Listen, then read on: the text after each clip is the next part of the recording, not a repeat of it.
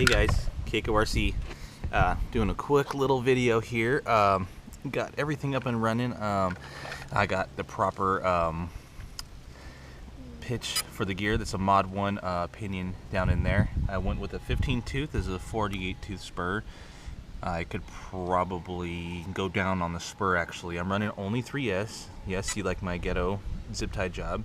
Same thing back here. Everything's zip tied in place right now just to see how it runs. I've already been running it a little bit. One thing I have noticed, if you punch it even on 3S with this gearing setup, you'll start spinning your stock hexes in these wheels.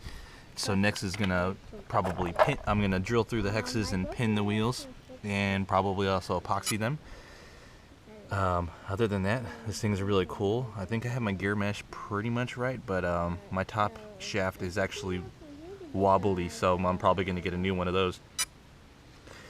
And then, you know, eventually, so the servo I'm using is it actually a, let's see if you can see in there. So all I had on hand is the high-tech 5646 waterproof. It has metal gears in it,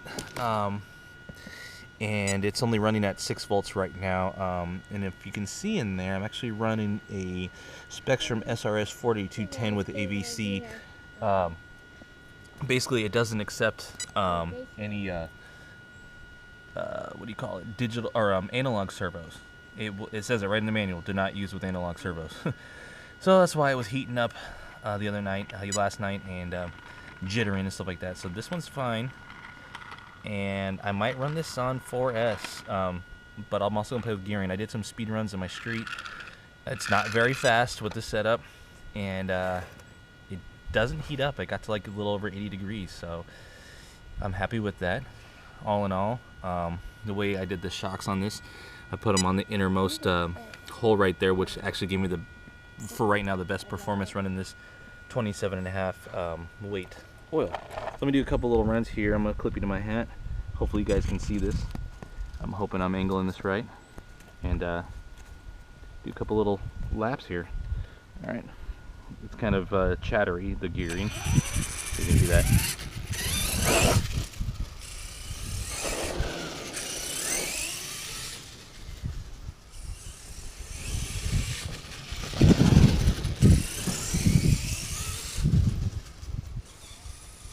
So you can see the servo probably needs a heavier duty servo. I'm gonna buy a Savox.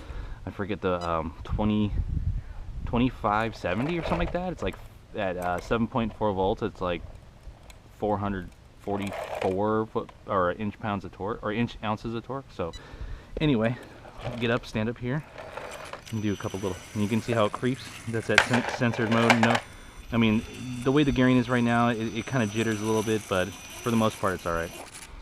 So nice to have reverse on this thing.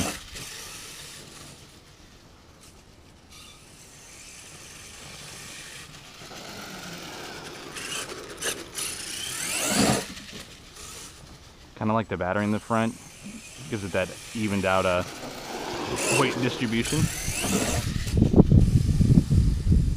So I'll play with the shocks too, but this is just to get it going.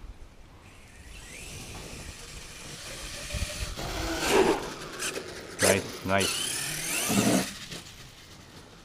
So I'm actually pretty stoked because, you know, you go from running these things nitro, and then now it's electric, so it's really cool. And again, this is the Gen 1, the Gen 1 Savage. Everything is Gen 1 on here, but except for, of course, my conversion. But I really like how this thing squats. You can kind of see how I stopped, and it's still squatting and everything. I do like these shocks. I like the way everything's set up. I might go lower on the shock oil, like a 10 or 15, and then put a little preload on these springs and see how that, you know, I don't want any bounce, which is nice. So but you can see how that kind of stops like that. I know this motor is pretty strong, so it does stop it when you let off, but for the most part, everything's working fine, and I will learn obviously as it goes if something breaks. But I do like this censored mode. It's really cool. I did some hill climbs in the front yard already, so a couple more laps.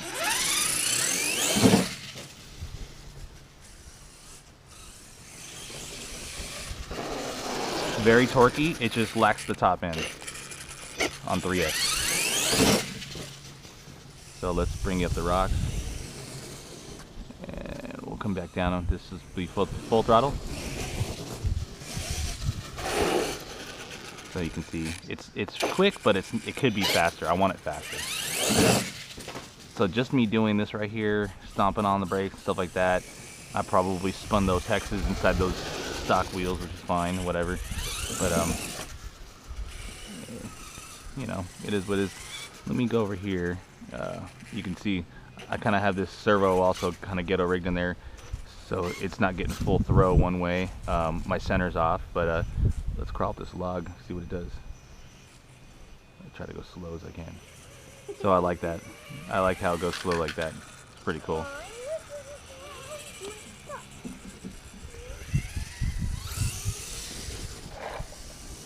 Backyard bashing is, you know, I mean, it's not really my basher, but it's okay.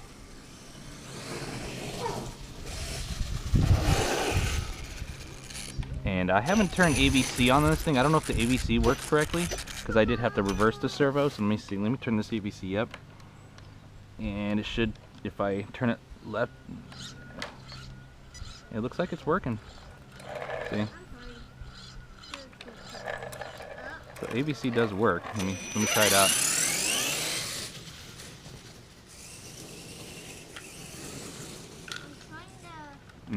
No, I think it's opposite of what it should be. Let me turn it up.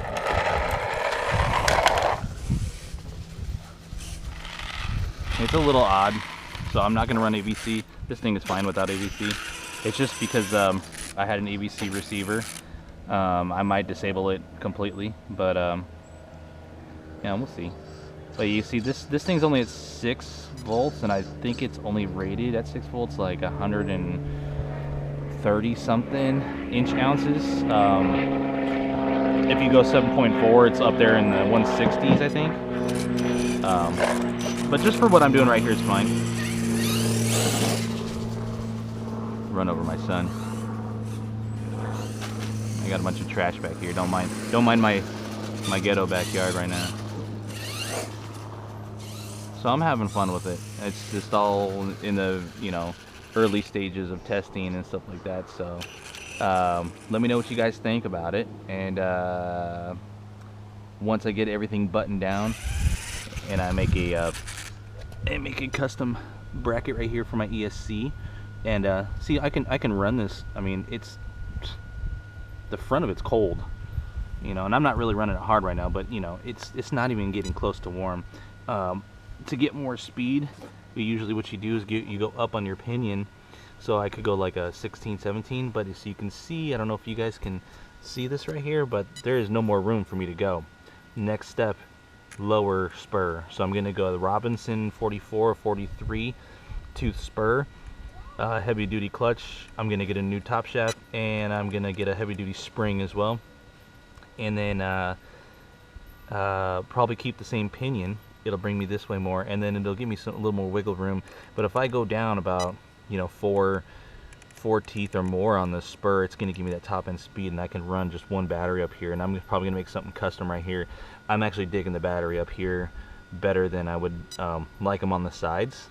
Does it make it a little top heavy? Probably, but I'm okay with it, because from what you guys just saw, what I just did, that little run, that's probably the extent I'm gonna do. Maybe a little bit more extreme than that, but I don't want to bend any of these arms. I don't, you know, aluminum bends and it stays bent, so I will probably just stick with what I'm doing right there, and probably get an aluminum servo saver for this once I get my new servo, have everything nice and smooth in there. So, and of course I'm gonna add some LED lights everywhere, you know, have it look really cool. New tires, rims eventually, but for the most part, this is what I'm digging right now. So, do another one.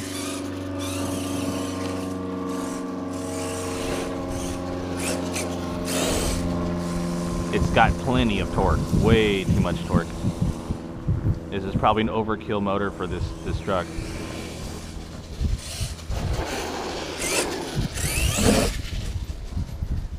So, get myself a little bit more speed on this thing, and I'll be able to really launch it off this jump. Plus, I have another piece of wood I put under there for my Baja Ray and my other short course trucks and stuff. So, it's doing all right. Anyway, let me know what you guys think about it. Later.